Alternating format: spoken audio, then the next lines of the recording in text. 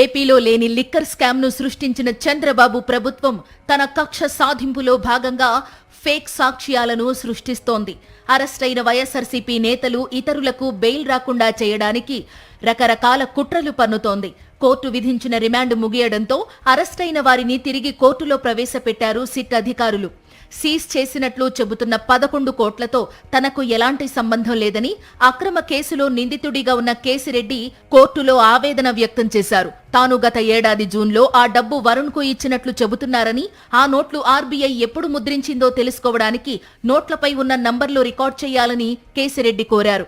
ఆయన విజ్ఞప్తి మేరకు మొత్తం 11 కోట్ల నగదును ఫోటోగ్రాఫ్లు తీయాలని కోర్టు ఆదేశించింది. 45 ఏళ్ల క్రితం కొనుగోలు చేసిన ఫామ్ హౌస్ కు తాను బినామీని అంటున్నారని, తన వయసు 43 ఏళ్లేనని న్యాయమూర్తి ఎదుట కేసిరెడ్డి వాపోయారు.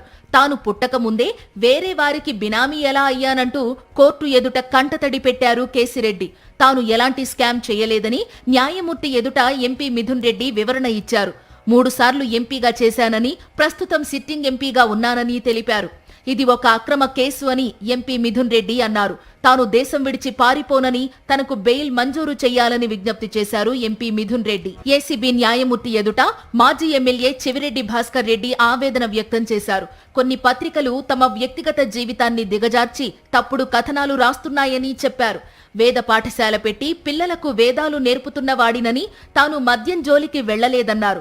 జైల్లో వంటగదిలోకి దౌర్జన్యంగా వెళ్లి తిన్నానని రాశారని, డాక్టరేట్ని లా చదివిన వ్యక్తిగా అలా ప్రవర్తిస్తానా అంటూ ఆవేదన వ్యక్తం చేశారు.